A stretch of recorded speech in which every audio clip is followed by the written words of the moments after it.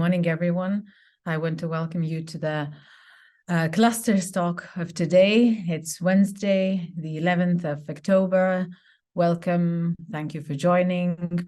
I promise this will be an insightful hour, an insightful event.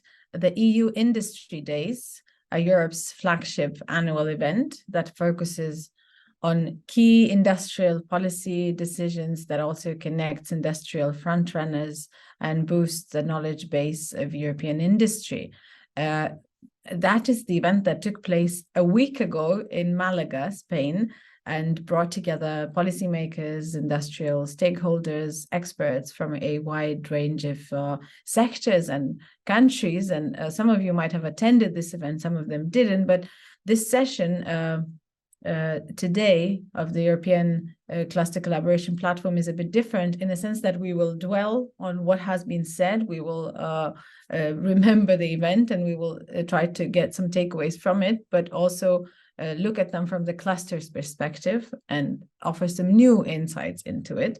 My name is Jubila Kropaita. I will be moderating this session, and the session is entitled EU Industry Days Takeaways from Europe's Flagship event for industry. So we will summarize key messages and also reflect on takeaways for clusters and for SMEs. I just want to remind everybody that it happens every 2 weeks, the cluster talk, and I'm very happy that you're joining them regularly. The agenda will be as follows. We will hear some news from the European Cluster Collaboration Platform, and we will have a keynote speech from the European Commission, from DG GROW, and we will have a panel debate, and we will get also the overview of the funding opportunities, as always, that there are. So that's basically roughly the agenda, in which you will be able to participate by raising your questions, and there will be Slido questions also that you can take part in. Some housekeeping rules. Slido, as I mentioned, will be used to launch polls. So if you, whenever there's the time for that, do scan the QR code to answer a particular question that we have raised. This will be very easy, even if you haven't ever used Slido. Basically scanning the QR code and taking you there where you have to answer the one question will be something that you will need to do. Zoom Q&A function to ask questions, and also the chat function to comment or share links. All of the links normally to the funding opportunities are shared on the chat too. So there's a lot happening on the chat as well. And if you have questions, do not forget, as I said, the Zoom Q&A. If you want to speak, there's also a possibility, since it's a live event and we have to celebrate that it's live, and we want you to participate as well and make this as instrumental as it can get. So do raise your hand and we will give you the floor. The session is being recorded, and the recording will be published on the European Cluster Collaboration Platform as well. So that is it in terms of housekeeping rules. And we will now hear some news from the European Cluster Collaboration Platform presented by Nina Hopman. Welcome, Nina, and the floor is yours. Many thanks, Jubila, and good morning to everybody. Happy to be here this morning to share some news with you. I don't know if you've already seen it in the news section of the European Cluster Collaboration Platform.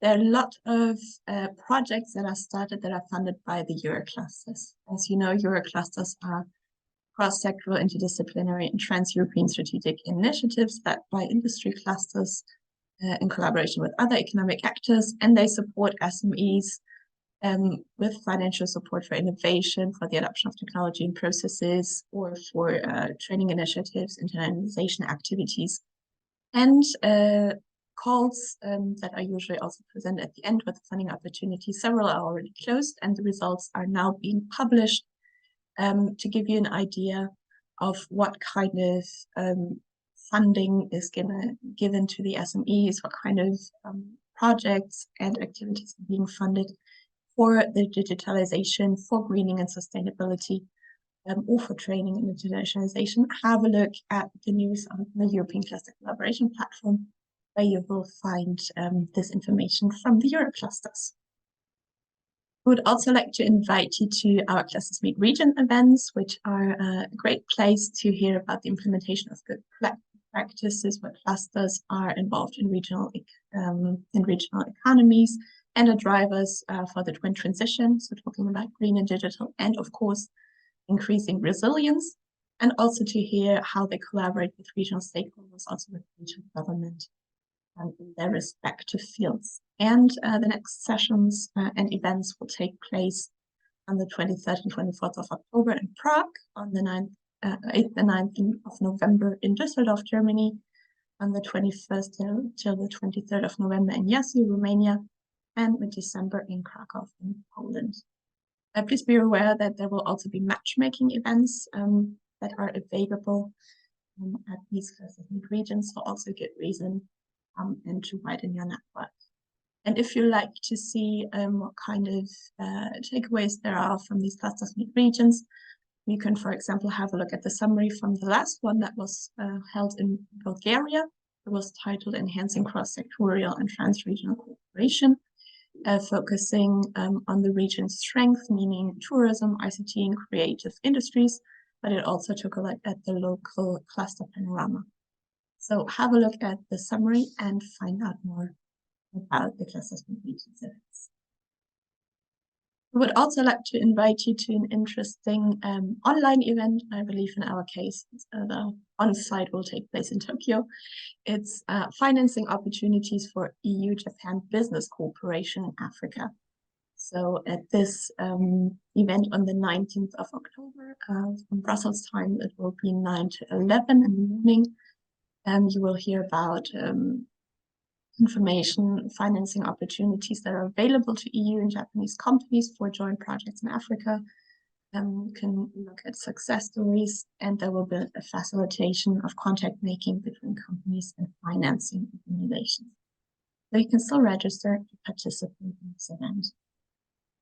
And last but not least, we also like to invite you to the discussion groups of the European Cluster Collaboration Platform.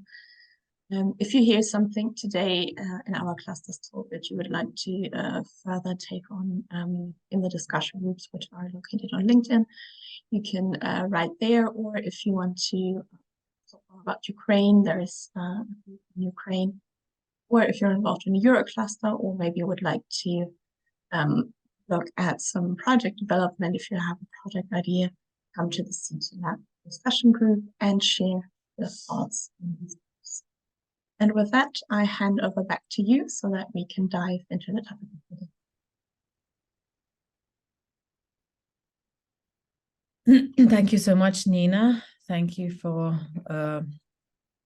presenting the news from the European Clusters Collaboration Platform.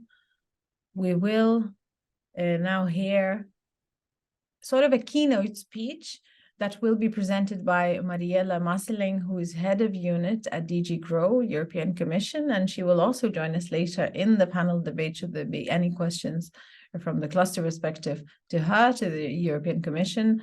We are very happy to have her with us. Mariella, we are all ears. Thank you for joining. Thanks so much. Yes, I'm delighted to be here with you today. I've followed several cluster talks, but happy to be able to speak to you today. And indeed, I'm head of unit of DG GROW D2. That's the unit dealing with the industrial forum, alliances and clusters, but also responsible for organizing the EU Industry Days. And I wanted to take the opportunity with you today to share some takeaways from my side, but I'm also extremely keen to hear from you, all of you that have either been, on site in Málaga, organizing sessions or listening and visiting other sessions, and to get some feedback also from the cluster community. So that's very interesting for us indeed. Now I will start a short presentation, maybe with a few key figures on the event itself. So we had altogether 1,200 participants at the EU Industry Days that took place last week from Wednesday to Friday, both on site as well as online. And we have altogether organized 39 sessions that includes, on the one hand, high-level plenaries, fireside chats, but also parallel sessions that have been organized by the stakeholders, including by the cluster community indeed. And on top of that, we had a chance to exchange with 16 exhibitors and 27 experts that joined the EU Industry Days, presenting EU projects, sharing their expertise on particular policies and programs. Now, for us, it was the first time indeed that we have organized the industry days outside of Brussels. And indeed, that was, you know, in the beginning, we thought, of course, and it's of course the case, if you organize something outside of Brussels, the organizational, the logistical challenges are different. But we actually also had very positive experience with that for two main reasons, I would say, and that's why I consider it a particular success, this pilot project, if I may say.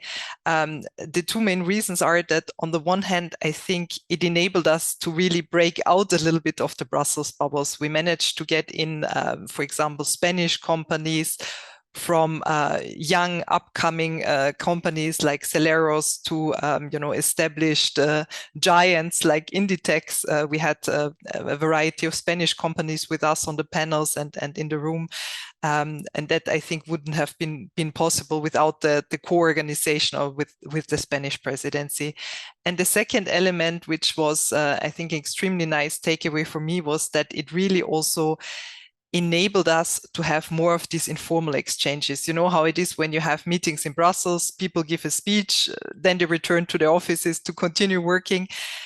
Here people stayed on the ground, sometimes for 1, even 2 or 3 days, and that enabled a much more informal way of networking, of talking to each other. And I think there was overall for me the perception that brought a very positive atmosphere, and we heard a lot of positive feedback on that. But I'm also curious to then hear later on from you, you know, what your impression was.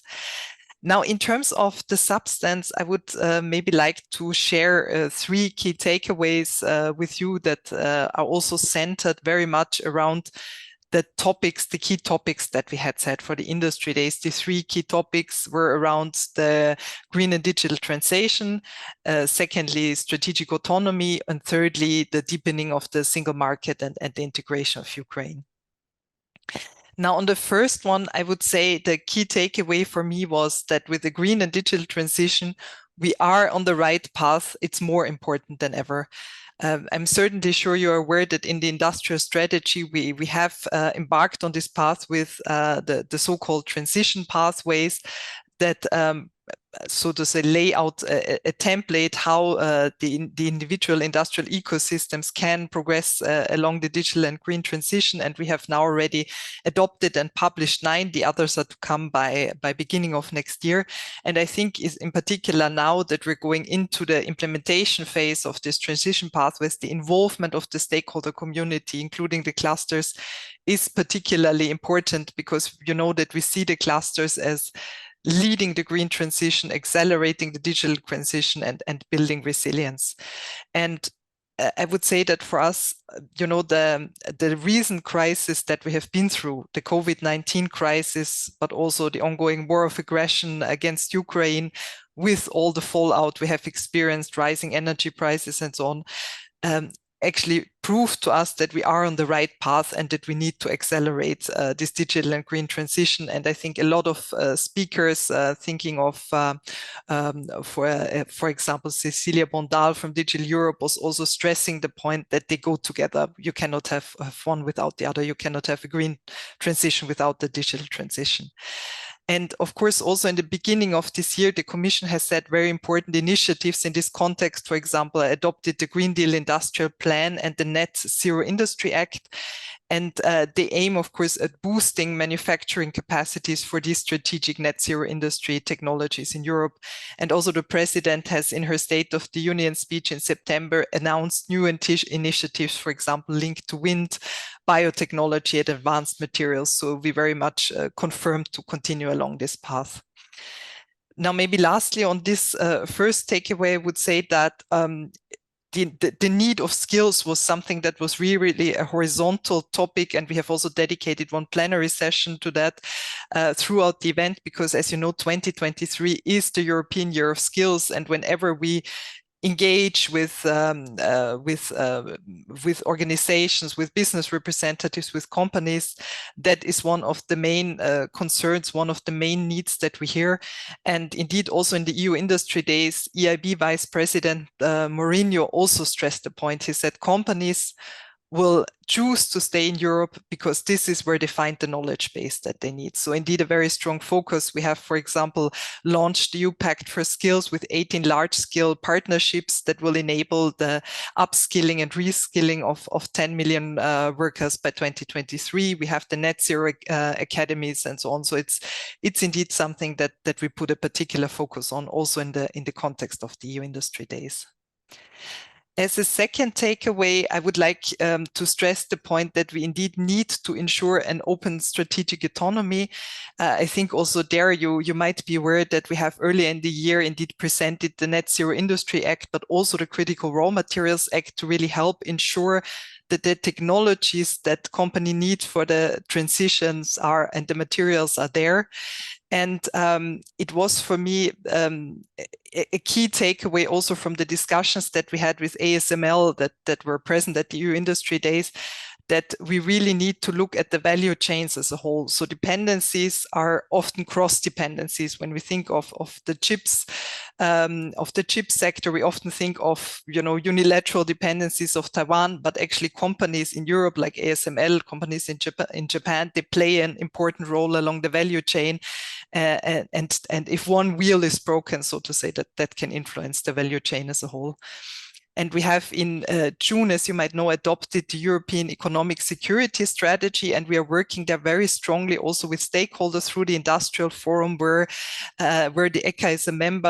Antonio Novo was in a meeting this week with us, where we discussed how we can map out the risks linked to the strategic dependencies, linked to supply chain risks, critical technologies, but also cybersecurity risks and economic dependencies on coercion, and how we can bring in the expertise of the community, of the stakeholders and of the industry. What are the experiences they can share? What measures have they put in place? What data can we bring together to have an early warning mechanism, so to say, on that? And maybe last but not least, a point that came out very strongly in this context for me was, you know, that when we talk about economic security strategy, we often talk about the 3 Ps, right? It's promoting, so boosting our own competitiveness. It is about protecting, but it is also about partnering. And I think this came out for me the strongest in the discussions that I heard. It was, I think, for instance, Alicia Garcia from Natixis who said partnerships, partnerships, partnerships. So the need to focus on, you know, building sustainable partnerships with like-minded countries, diversifying, and we have done that in many areas as well. For example, when I'm thinking of strategic partnerships that we have established in the area of raw materials with Canada and Ukraine. Now, last but not least, the third takeaway on the substance for me would be the single market and the importance to ensure a strong single market for the future of EU industry. It was actually my Director General, Kerstin Jorna, who at the beginning of her session, when she opened it, she was saying, do you know why we have a seat at the table of the G7 this week? It is not because we have the biggest army, it is because we have the single market. And this makes us such a strong economic power. It, you know, it's a market of 450 million people, 23 million businesses. We're among the 3 biggest economies in the world. And that is what gives us strength. And of course, with, you know, this year being the 30th anniversary of the single market, we wanted to put a particular focus on the single market as well. What can we do to further deepen and improve it?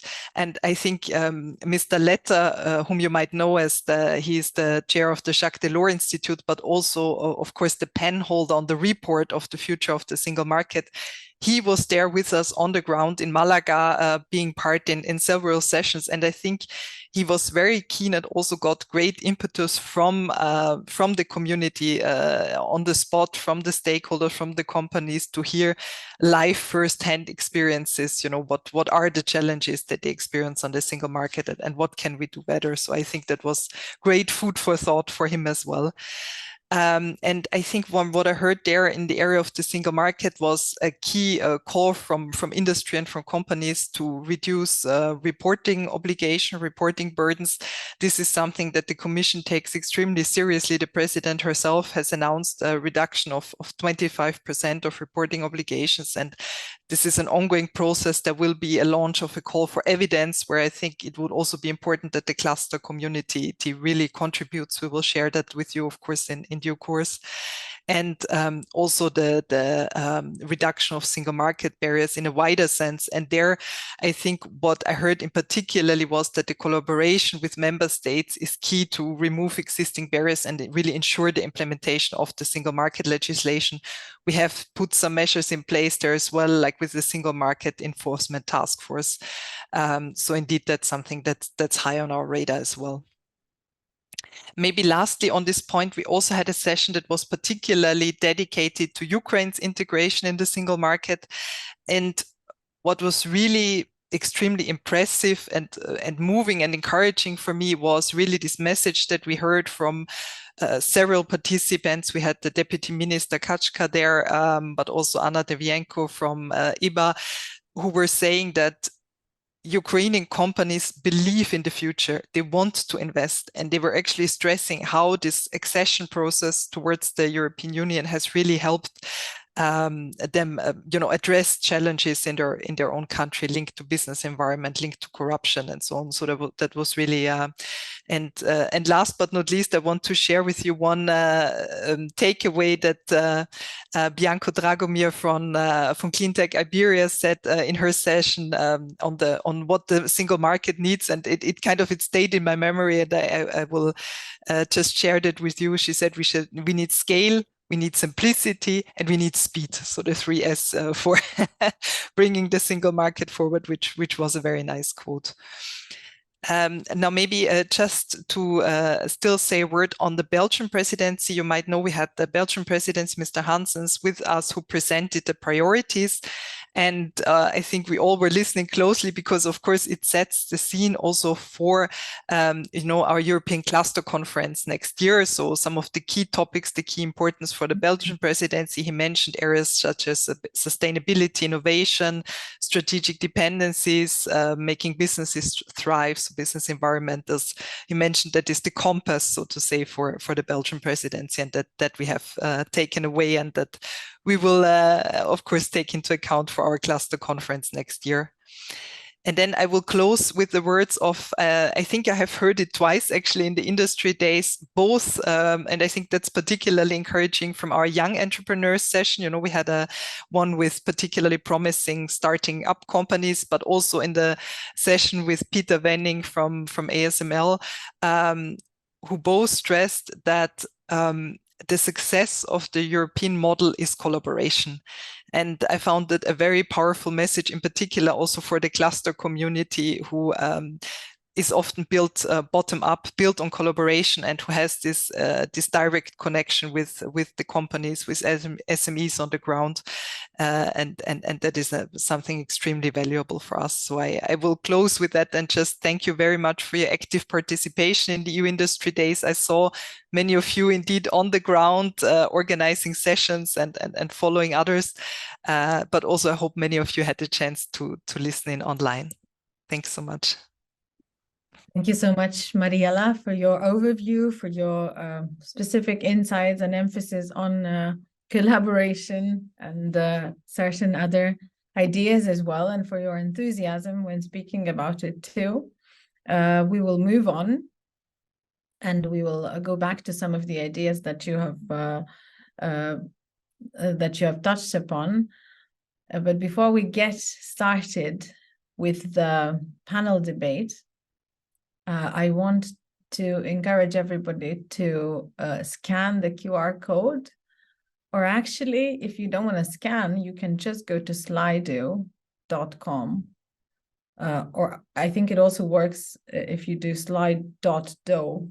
There are very many ways to go to the website. You don't need any kind of an app. You just go to Slido and then you put in the hashtag industry days. If you don't want to do that, then you scan the code and then it will take you to the right place, and the right place is where we ask a question. In your perspective, from your perspective, was it positive that the EU Industry Days were hosted in Spain, the country of the current presidency? Because as we know, this was the first time when it took place outside, and it was in Málaga. And the options are: Málaga was a good choice. No travel was too complicated. This type of event should be hosted in Brussels. These are the options that you can choose from, and we'll just see what the majority is choosing. And judging by that, it will be also a very good feedback. Most of you so far, not so many have typed yet, but you're saying that it was a good idea, but I could not attend. Some of you are saying, 1/3 of the ones who responded, Málaga was a good choice and I attended and made local contacts.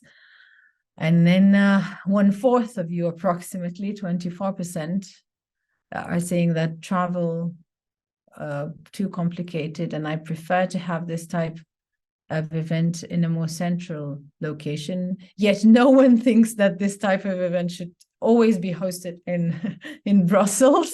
So that's a clear message. No Brussels, 0%. But mostly people say that it was a good idea, but they could not attend. So that raises a question, how good of an idea it was if you did not attend, but maybe apparently you had other reasons for not attending. So generally, if I wanted to summarize this, I would say that half of you say that it's a good idea, but you could not attend. And then 30%, no, travel was too complicated and I prefer to have this event in a more central location. No one thinks that central location is Brussels. And some of the people did attend and think that Málaga was a good choice. So thank you for all of the replies. That's very useful to see. And then we also want to see your takeaways. Mariela has talked about digital and green transition, strategic autonomy, deepening of the single market as sort of the 3 emerging topics. Scale, simplicity, and speed to bring the single market forward, for example, if we talk about single market. What about your takeaways? Something else is completely relevant, completely fine. Anything that would have come up to your mind, just mention it, and then we will also see what's appearing as the most common option. Clusters need to boost the transition. That's also something that we heard from Mariela, saying that success of the European model is collaboration, and that's also a powerful message for the cluster community. And it's also collaboration that has come up as key, basically, as very, very important. As Mariela said, in several of the sessions, collaboration has emerged as something that supports the idea of Europe. Clusters needed to boost the transition, green, simplicity, waste prevention, networking, single market, collaboration, something that is general, but then you can apply it to many layers and many levels, but that's key and that's very important. And also Ukraine's integration is appearing as an important takeaway. Material supply chain shortage. You have all sorts of these different ideas that are very, very useful for us to see. Green hydrogen, material supply, skills, as also was discussed by Mariela, is that 2023 is the European year of skills, companies will choose to stay in Europe because this is where the skills are, upskilling, even like things like net zero academies. And so skills, that I'm just dwelling on the skills issue because it was already discussed, but then you mentioned it too, more youth involvement. What else? Will to transition, raw materials, material supply, digital, energy, green, simplicity, but collaboration still staying as focus. Thank you so much. This is again very interesting to see, very useful, very collaborative. Ukraine's integration, again, someone else has chosen it, so it's appearing as a strong point. And I think since I listened to the conclusions by Kerstin, Jorna, I think she also mentioned that Ukraine in so many ways is already taking part in the single market of the EU, and Ukraine's integration is interesting and important that it's appearing from your side as well. So I think we're it. That's it. I think we have gathered enough ideas, and we have understood what the takeaways for you were. And that was, again, as I said, really interesting and important, and very interactive too, which is, it's a live event and we can exchange ideas. And we will be happy to do that in the panel debate as well. We'll hear from President at Clustero, Daniel Kośnica. Also with us will be Director at Smart City Cluster, Daniel Gonzalez Botello. Cluster Manager at Metal Industry 4, Jose Ramon Natal, and also President at Clusters of Sweden, Ulla Sveden. Welcome, everybody. Thank you for joining. Thank you for agreeing to share your insights.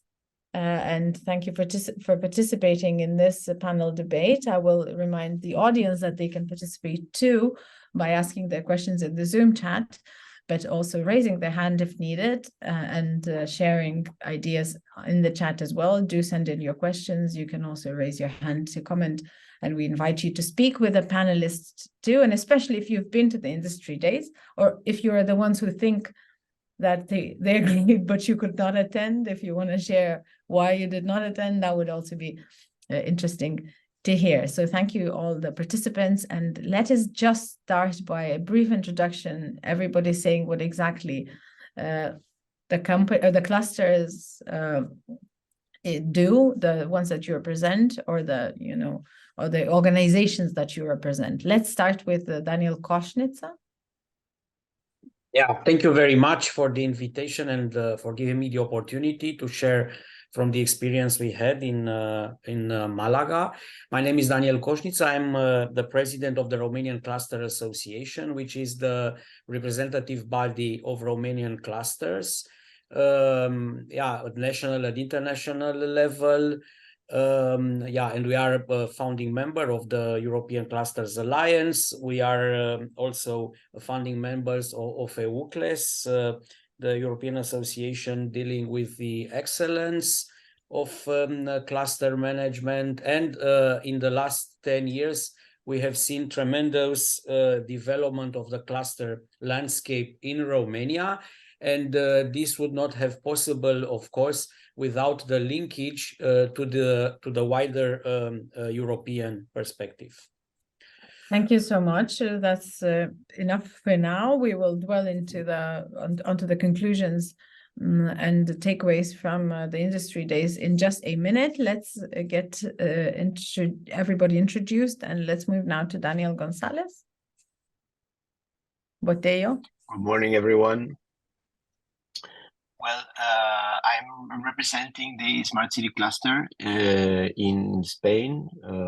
We are a representation, of course, of the industry that offers solutions for smart cities and the transformation of citizen life and improving the quality of life. And I was actually a local in the EU Industry Days event because our cluster is headquartered in Málaga in Spain. So I could offer the perspective on what it is like to be at work and at the conference at the same time, and and I will be happy to share that with you. Thank you so much. Jose? Good morning, everyone.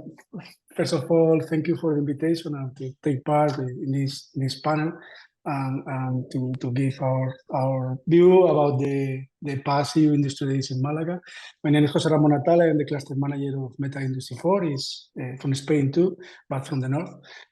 So we have to travel to Malaga and to attend to the event. So our cluster is a cluster focused on the metal industry and mechanical engineering industry in several value chains like energy intensive industries, renewables, and digital. So for us, it has been a very interesting event, and then we will give our view about it. Thank you so much. Ola? Yes, thank you. Good morning, everybody. Thank you for the invitation to be part of this panel. I'm Ola Svedin, and I am the president of the National Cluster Association in Sweden called Clusters of Sweden. We are a bottom-up initiative. We were formed by a group of clusters to better address the development of clusters in Sweden. And we view European collaboration as extremely important. It was one of the key objectives with forming the alliance, in fact. So very happy to be here. Looking forward to the discussion. Let us start with basically by just saying what kind of sessions you attended and why you find them interesting. We have heard from I think Daniel, who said that he was a local and he combined work and the event, which meant that probably, you did not attend every single session, but how did you organize yourselves? How did you decide where you go to, what you listen to, and what you want to basically bring from the event? Let's again start with Daniel Koschnitzer. Yeah, yes. So I have been acting as an expert for the CCP. So responding to the questions of people who have booked meetings with us, and also I have participated in the last day to the morning program. So I was in a twofold role. I was contributing and also listening. So it's a mix of impressions that I can bring in. But when you go to a session, not as an expert, but if you go to listen, is it normally because you know that there will be an interesting expert that you want to listen to, or just a topic that is... It is the topic. Yes, it is the topic. For example, what I found, which is very relevant, I think it's it's the collaboration with Ukraine due to our geographical position in Romania, and of course due to our interest in strengthening the cooperation with Ukrainian clusters and the support we have started to provide to development of the Ukrainian clusters, for example. Also the general directions of the EU industry, because now we are in Romania, we are contributing to the elaboration of the new industrial policy document. So this has to be connected. So it's the topic, rather the topic and not the expert. So. Okay. So everywhere it said Ukraine, you just went there basically automatically. And then the general direction. Okay, Daniel Gonzalez, what about you? Well, for me, it was kind of a special week, also because at the same venue, which is the Congress Center of Malaga, this was 3 days from Wednesday to Friday. Monday and Tuesday was the National Industry and SMEs Congress. So I was basically there the whole week, which takes a big toll on your work week, so to speak.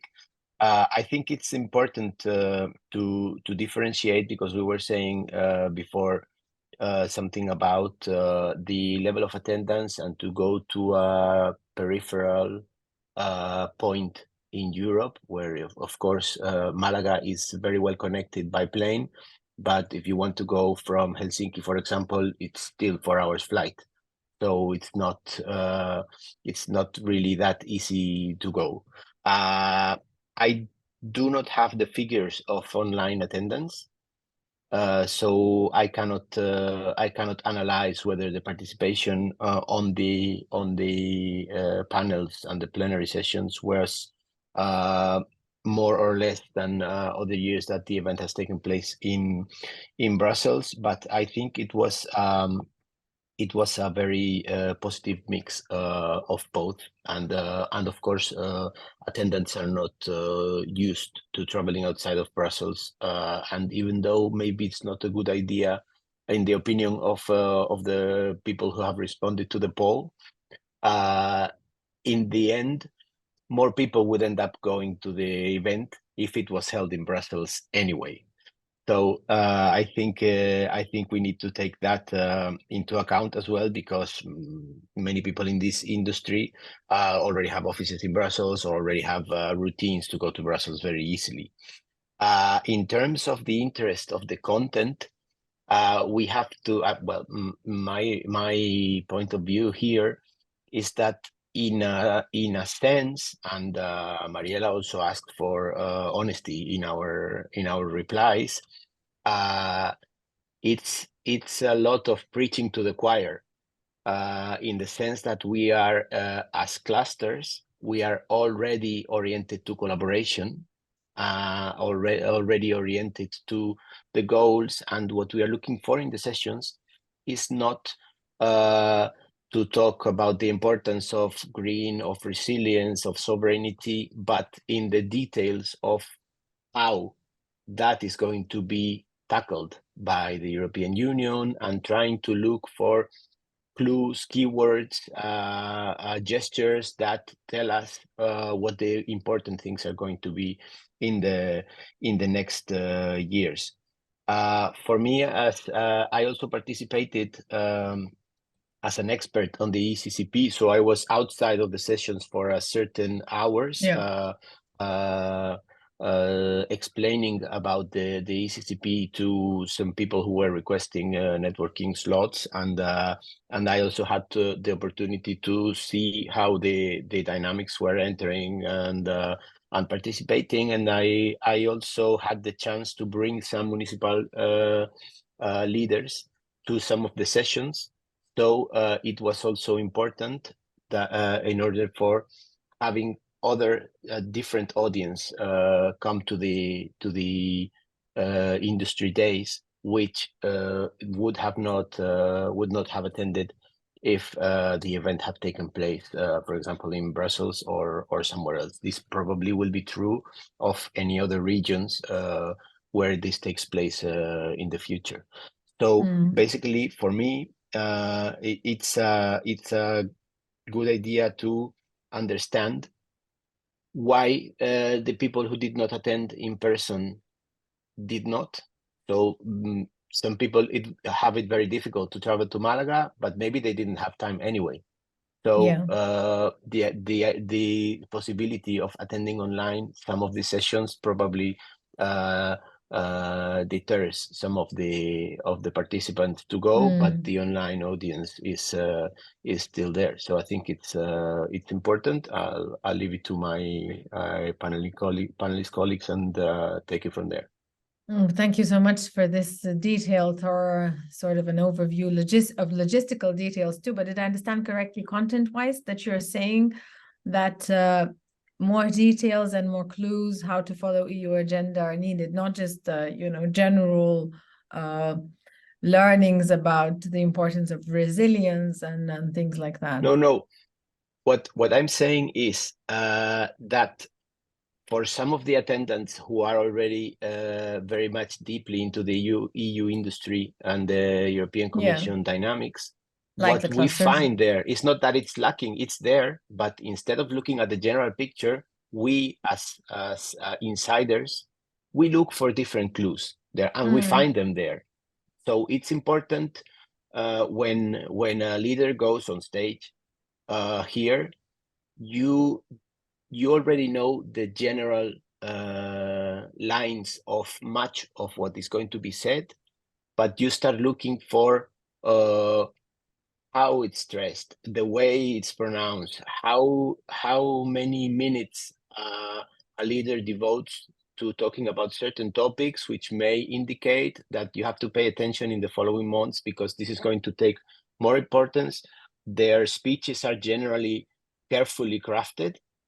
So it's not only just the general topic that is discussed, but also the way it's delivered, and also the opportunity, of course, of having them there in the networking sessions and the coffee breaks to ask questions sometimes, and to have them close there is, of course, invaluable.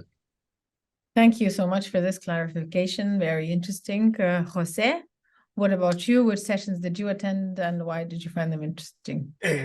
As Daniel has mentioned, for Spanish people, for Spanish cluster, it was a really long and interesting and fruitful week because we started on Monday with the Spanish Industry and SME Congress from Monday and Tuesday, and then from Wednesday to Friday we attend to the EU Industry Days. Both events were very well aligned in the same topics in general, that is green and digital transition, everything related with the raw materials, with the recovery after the recovery of the economy after COVID-19, and the new future for the European Commission with next year.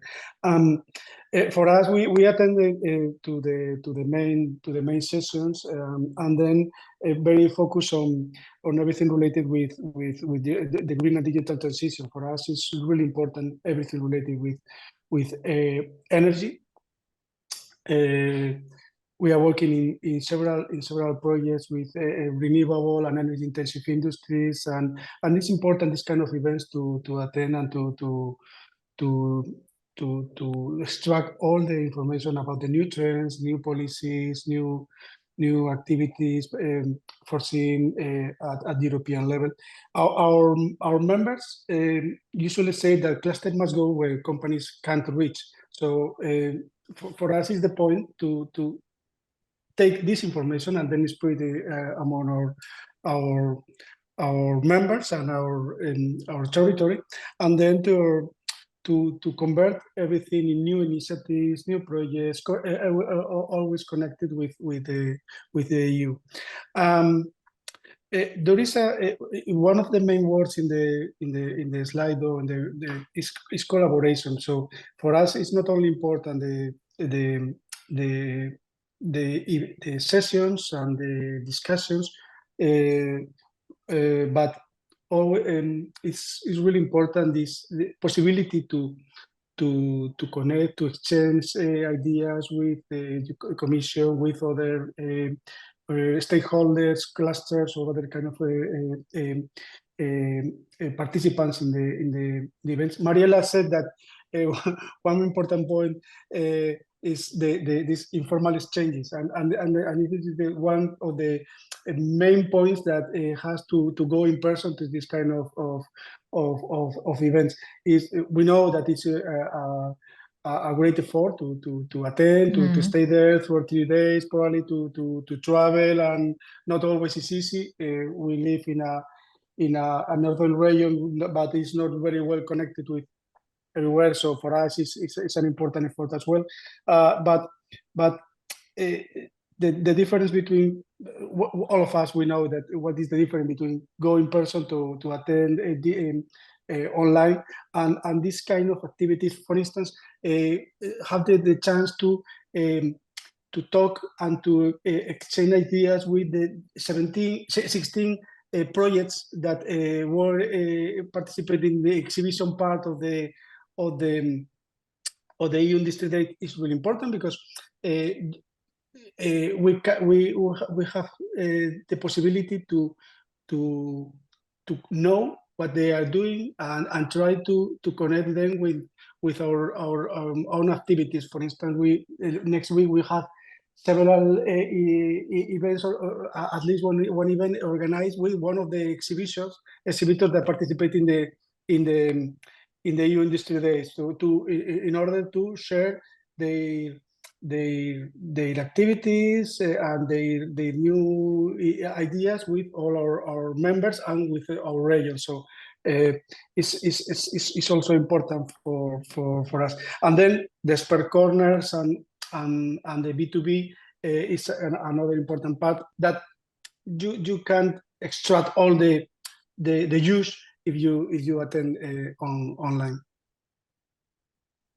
Thank you, Jose. Ola, let's go to you. Yes, thank you. So for me, I was also in the expert corner, which was not a corner, by the way, but in the middle of the floor, which was very good because it many spontaneous meetings as well on top of that. I think that was great. And I think I was also really happy to see some small companies represented on the floor, not only the big ones in the, in the big panel, debates. For me, my main interest, well, it taps very well into the main themes of the conference, which were so well described by Mariella. My interest was in understanding more about the challenges that the single market that we face with self-sufficiency and resilience when it comes to materials and with the energy. And also, I learned a lot about how can we address the barriers that we have in the single market to understand better how we can reduce red tape and really get collaboration going. So that was the first one. The second part for me was a lot about the skills challenge, which is, as pointed out by Mariella and others here.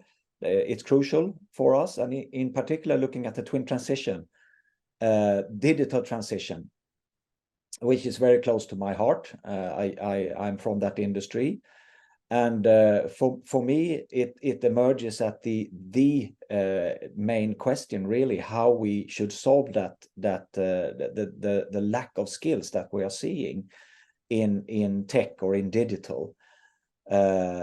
We had a very interesting, I think, breakout session where the fact was discussed that in tech or in digital industries we have a shortage of we have a gender gap in that industry.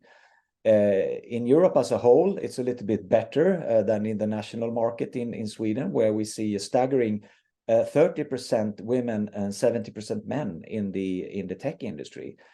And which to me, this is something that we really need to address on policy level, because we cannot miss out on a substantial part of half the workforce in tech. The third thing that I was interested in and where I put a little bit more focus was, of course, clusters, how we can play a larger role in this. And a very interesting panel discussion was about how to bring multiple European initiatives together, because we have the EDIH, the European Digital Innovation Hubs, for instance, a new initiative. We have the EEN initiative since many years. And we have other programs coming up, like Eurocluster. And I think that clusters can play a crucial role in merging those initiatives and really get those out to those who need them, which is the companies and public administration to become more efficient. How do we do that? So that was a big takeaway for me, and I learned a lot about that. And also, I think it's a very interesting idea. How do we integrate Ukraine faster into Europe? And I think, again, we can play an early we can play a crucial role there. We can play our part and making sure that the Ukraine cluster system gets integrated into Europe. So those were my three main topics that I took interest in during the conference, and very well organized. I think it's crucial that we meet in person, not only online.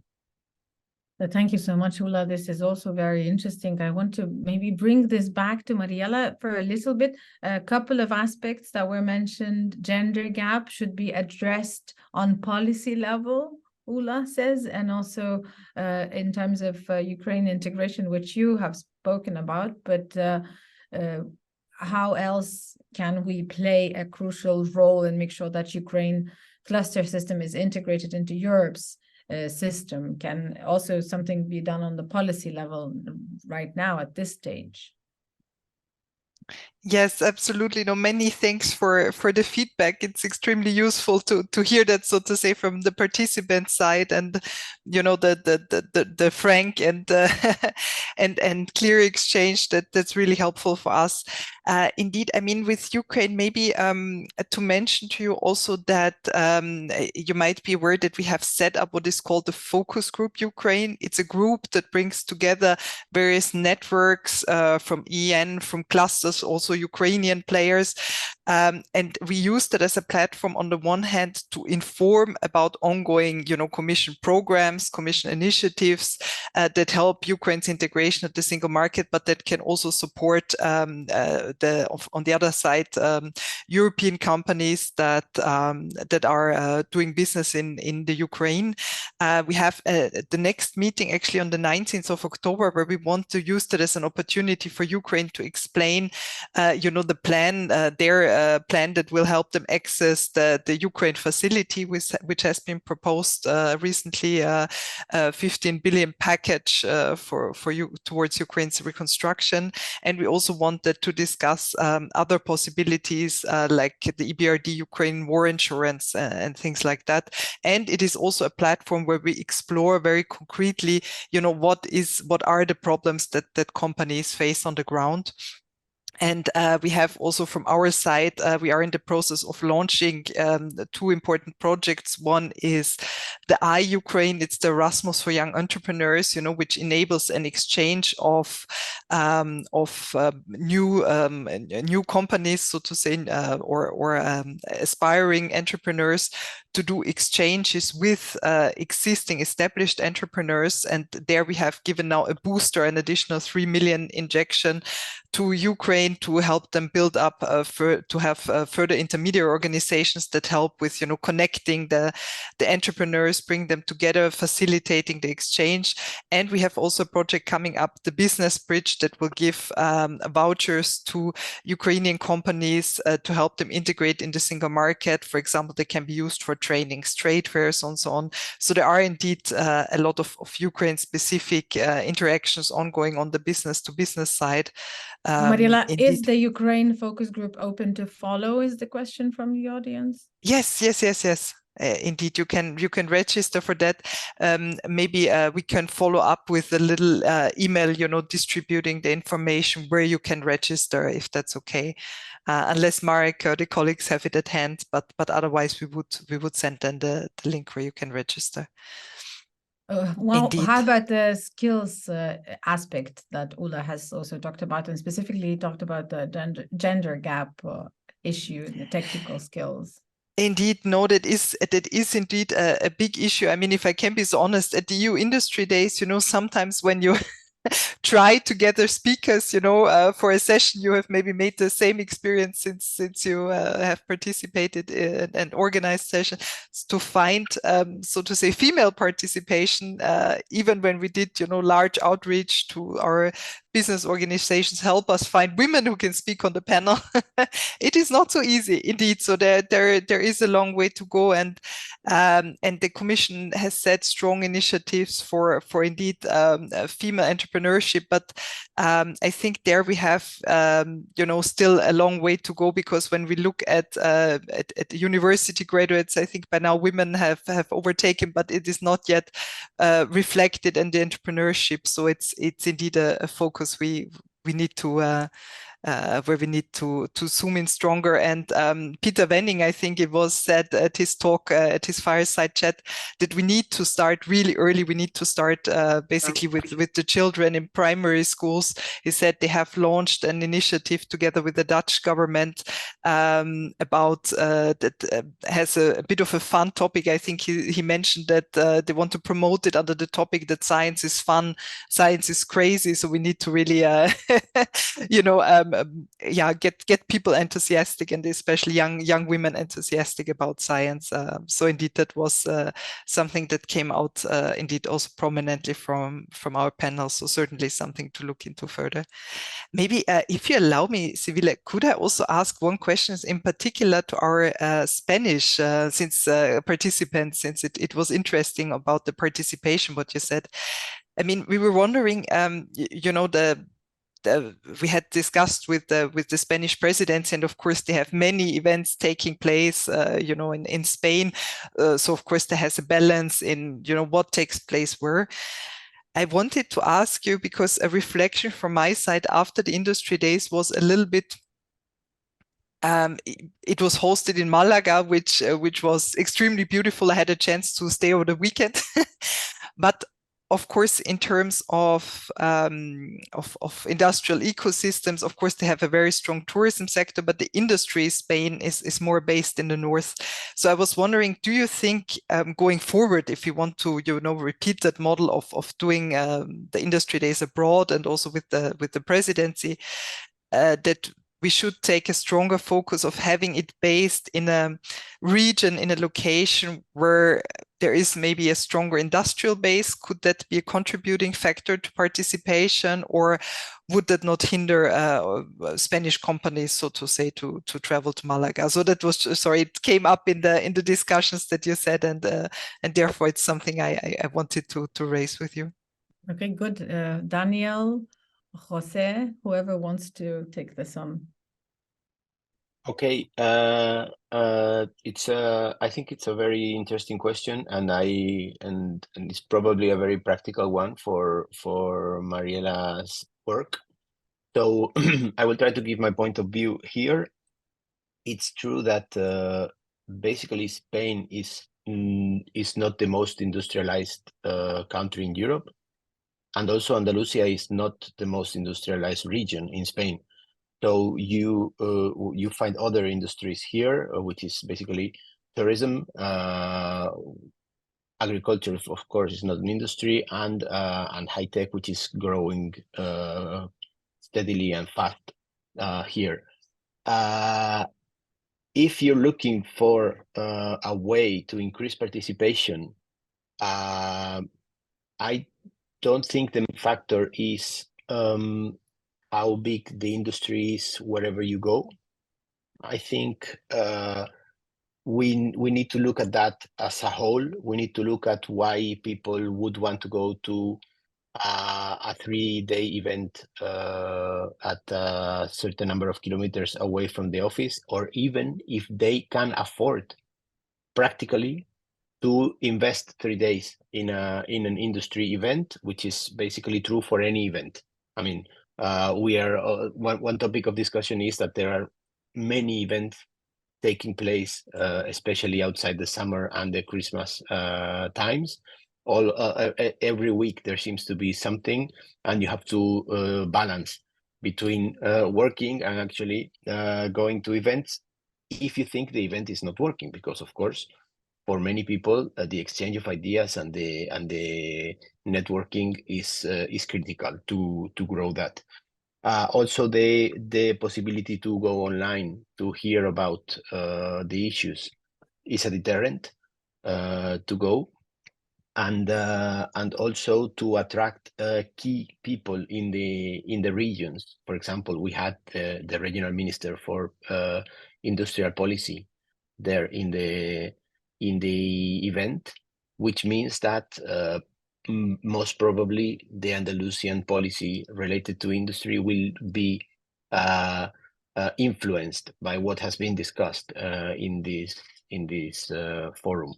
So increasing the participation will be affected by having a more industrial region, maybe this will mean that since the region is already more industrial, the impact will be less because the region is already more industrialized. So maybe it's less attendance, but it's more useful here in a region with a low industrialization level than somewhere which is already the work is more done. Jose, did you have anything to add to this? Thank Yes, you. yes. I live, as I mentioned at the beginning, I live and work in the other part of Spain, in the north. And of course, the north of Spain is highly industrialized in automotive, energy, steel industry, cement, chemical, and other kind of industries, and it's important. But for me, the question is the industry or the SMEs or the companies, the industry, the target profile of this event? Because how, or the second question is, how can we attract companies and industry to participate in this event? Because if you look at the list of participants, how many companies or industries have participated in the event, and what they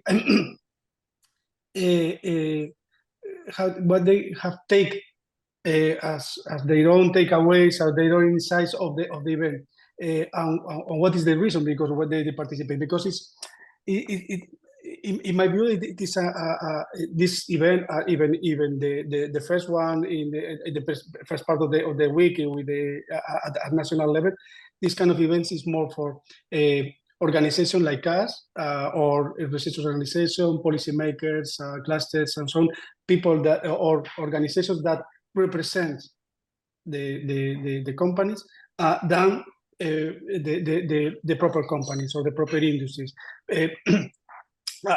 Daniel commented about if they are or they will to devote or dedicate 3 days or 2 days in the participation of this kind of event, but they need to know what they are going to take from these events to participate and to show, to accept to go in Málaga, in the north of Spain, or Brussels, or wherever. No, are they?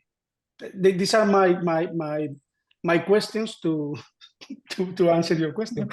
Okay, Mariela, would you want to respond to this very briefly, because we want to find out about the technical and logistical details. It's very, very important, but I also aim that we still discuss a bit of the content, but if you could respond, I think that would be a very good exchange. Yeah, indeed, just very briefly, that was very interesting, insightful. I think indeed that I don't have the figures at hand, how the distribution was between, for example, business organization, SMEs, but in principle, indeed, we aim for broad participation. So of course, there are very lot of business organizations, representatives, but also companies and SME. That is certainly the aim, and I take it away that, of course, a 3-day event is quite a commitment. I think we might also want to reflect in the future, whether a shorter type of event would make more sense, because indeed, in particular for small and medium-sized enterprises to be away from their core business for such a long time and to travel is an even bigger challenge. So that's certainly something to keep in mind. And I think therefore also the question I had with, what would be the best place to host it, to bring in also the companies on the ground. And certainly I also think that it is always also a difficult reflection for us to strike a balance between, the high level political messages, but also making it concrete and tangible and useful for the companies. And I think to a certain extent that happens through the varieties of sessions, the plenaries, which are typically high level, where we communicate about the general direction, so to say, which is of course also important for the clusters. But then we have the parallel sessions where we can zoom in much more on one specific topic. But in general, I would say that the EU Industry Days are indeed a rather high-level event. And then on top, you know, of course, that my unit organizes other events where we can go more into technicalities. We have, for instance, next month, the Enterprise Europe Network annual conference. We have the cluster conference next year and so on. So there are also a lot of events where we can make it much more focused and targeted to the specific audience. But I leave it at that indeed, because I'm curious to hear also the feedback from others. Thank you so much. I think we are about to wrap up, but what we would really like to find out is how clusters integrate the learnings from the event into their work. And some of you have already touched upon certain ideas, and especially when we talked about skills, but maybe you could still, each of you, add a sentence or two. If you don't think that you can integrate the learnings from this Malaga's event into your work, then maybe you could say what kind of learnings you would expect next year to integrate into your work directly. This is for us to understand, you know, how to make clusters make most of the event. So if you could share now how to integrate the learnings from the event into your work, just in a sentence or two, that would be also very, very useful. And maybe Ulla, let's start with you this time. Yeah, I think the challenge here is to help the companies and the organizations that we as clusters help to translate for them how they can benefit from the initiatives on European level. That is, to me, always the challenge. I mean, as clusters, we have a close collaboration with the companies, and we need to make use of that and translate the sometimes a little bit opaque language that we have on European programs level, so that they can really benefit from it. So yes, that is our responsibility to do that. Sorry, you're on mute, I think. Thank you so much for that clarification and for this particular insight. Daniel Kośnica, what would you say? How can clusters integrate the learnings from the event into their work? Yes. So what I found, so I thought before this event, that we are in a classical phase with clusters. I mean, clusters have reached a certain level of maturity. There is nothing new that can happen. No. So so from the discussions I had with the people, so there is still much promotion to be done about the clusters and the clusters roles. So there were people which actually participated to the forum and did not know yet what a real cluster was. So this means that this must be still, from this point of view, the clusters must be still promoted, and their role in the European industry. This is one point. And the second one, due to these developments, the recent developments and the green and digital transition and resilience, there are, I think, new, first of all, classical clusters, so to say, mature cluster, have to change. But this is I think we have been discussing this for a long period of time now, and the forum has consolidated this. Because yes, these relevant topics that have been mentioned, like access to market, to finance, to raw materials, to skills. So the classical, so to say, the mature clusters have to play a role in this. But there are new fields. For example, light mobility. Light mobility. I mean, so what I take on board for this, that we will start in Romania to start the process of building up this kind of light mobility cluster, which we do not have. For example, although, for example, we are a large producer of bicycles, but we do not have an aggregated vehicle to represent the interest of this new, let's say, and rising sector towards the national government, but also at European level. So I think the mature clusters have to change in order to encompass all these new developments, and there is room for new clusters in new sectors, maybe more niched, and that proves again that clusters are still actual. We're talking about clusters for 20 years, more than 20 years, and they reinvent themselves. They are still very, very relevant instrument to promote innovation and internationalization. For the industry.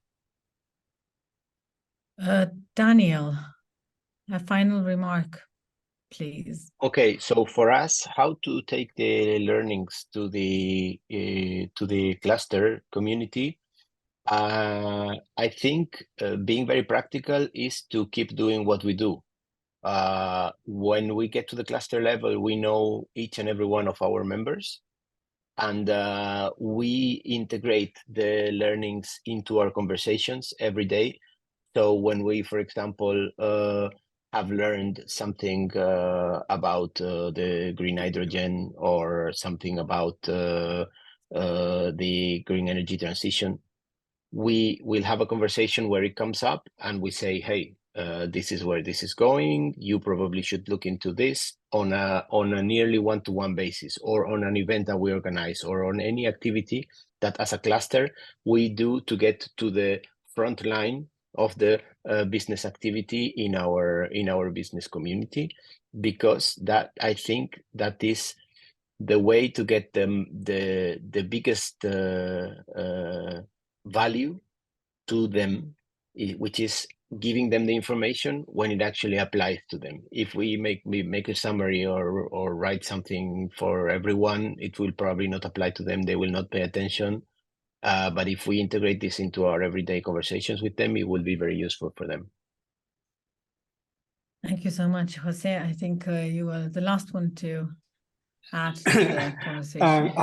And you have asked us for only one sentence, and we are almost out of time. So I would take the three main topics, insights mentioned by Mariela, that is green digital transition, strategic autonomy, and single market. And probably our role is to take these three topics to model the future in a constant changing world. And with the situation now in Israel, we know that everything can change every single day. So we have to be ready for that. We have received a bit of feedback on the chat saying, first of all, thank you so much for this debate. I would like to report that it was not easy to register for EU Industry Days and attend online. So a suggestion for next time, process to register online could be simpler. It was a little bit confusing after we registered. We received a link and still it was not working until we noticed after trying several times that we should log in, and still there were some of us that were not able to connect. So there was this issue, and I see Mariela appearing. Maybe you want to just respond very briefly, because we can. Yes, I mean, we can certainly look into that. I must say, from our team, my whole unit followed the Industry Days online. I didn't have the impression there was an issue with that, but maybe we can review, what we can do better in the future. Maybe we can direct contact with Jorna to understand a bit what the issue was. Yeah, that's very good. Thank you so much for your response. Thank you so much for all of your responses and all of your insights, and for being this honest and elaborative and collaborative as well. Thank you so very much for this conversation, and I think this is very useful for the European Commission to know what clusters think and what could be improved next time. And that's hence the next question and the last question we've got on Slido: what could be improved for the next EU Industry Days? If you could just type in one word or a sentence, as it was done previously, it would again appear as a cloud, and we would see what's appearing as the most common option. And that's very, very interesting and important to hear. And the Slido, you can use it by a hashtag Industry Days on Slido or slide.com, slide.do or slido.com. And also you could just scan the QR code. Share. They could be share, says the anonymous participant, and some of the other participants are typing. And before leaving, thank you so much. If you do not forget to type in a word or two, that's very again, instrumental, useful, and it's just for all of us to have better experiences next time, if your experiences were where in any way negative or positive is fine as well. Shorter the duration, 2 days better. Shorter registration link. So this is not a cloud, but I see many answers, and many of you are saying that should be shorter. Better attendee target segmentation. We talked about that a little when one of the panel debate participants raised the question, how can businesses be attracted? Keep up interesting speakers, registration link, better attendee target segmentation, 2 days max, shorter the duration, 2 days better. So basically, the most common reply is that the one about duration, and that's also important for us to note. 2 more participants are typing. I will just wait for their answers, and then I think we will wrap up. We will hear about funding opportunities, and then we'll have the rest of the day working more business relevant. Keep the exhibition area really interesting, important to exchange. Thank you very much for your inputs, and we really appreciate that. And Nina, let's hear about the funding opportunities that exist. Many the things. Matchmaking online band. For the handing over back to me for the discussion. Very interesting to hear your takeaways. Maybe some takeaways also relate to the funding opportunities that we would like to present. First of all, just a reminder that the deadline is approaching for the 3 calls to create regional innovation valleys. Those are the calls for the interconnected innovation ecosystems, plus 2 strands from the interregional innovation investments. And these regional innovation valleys should aim to create connected valleys across the European Union and to build on their strategic areas of expertise, on their regional strength and specialization. So when you're working on one of these calls, please be reminded of the deadline. It's the 17th. There's a call that will open for the AI data and robotics partnership. I think a very interesting call. We talked about digital transition. So here the project should focus on either creating a system to address large-scale challenges using combined robotics data and AI solutions to implement the practice of the New Deal, or to create a system to address large-scale resource optimization using combined AI and data solutions for the optimization of any kind of resources in the complete value chains. The deadline for this call is the 19th of March next year. It's a Horizon Innovation Action with the topic ID in the screen and the link in the chat. Maybe you've seen this call already. It's the European Agri-Food Sustainability Cluster Partnerships. Here we're looking to support implementation of the Agri-Food Code of Conduct on responsible food business and marketing practice. And the partnership should support the development of new agri-food cluster organizations in EU regions where we don't see many of the clusters yet. They should develop common strategic agenda and roadmap with KPIs for the implementation of the Code of Conduct, mobilize and support their SMEs, and share best practices and case studies. Deadline for this is the 7th of November. It's under the Single Market Program Grant for Financial Support with the topic ID in the screen and the link in the chat. The Bet4EU partnership is the development of technical and business solutions to optimize the circularity, resilience, sustainability of the European battery value chain. I think batteries is also something that was discussed at the EU Industry Days. So here projects are expected to a strategic dependency for critical materials by promoting a circular approach to manufacturing and resource efficiency, advance in the design and business practices related to advanced batteries and the associated value chains, improve the life cycle sustainability performance of batteries, and to enhance the European strategic independence in terms of battery raw materials. Deadline for this is the 18th of April next year. It's a Horizon Research and Innovation Action. And you see the topic ID here in the screen and the link in the chat. And as always, let me close with the opportunities that are available by the Euroclusters. As you know, the Euroclusters provide funding for SMEs in different sectors, ecosystems, and on different topics. So you can find all the calls that are open on the Cluster Collaboration website and browse whether there's anything interesting for your members, for your SMEs, to be supported financially through projects for adaptation, innovation, and training and internationalization. You see there's something available for e-health, for mobility, agri-food, digital, textile, creative and cultural industries, manufacturing, ICT, aerospace, mobility, you name it. So please have a look at this and we will update upcoming calls there as well.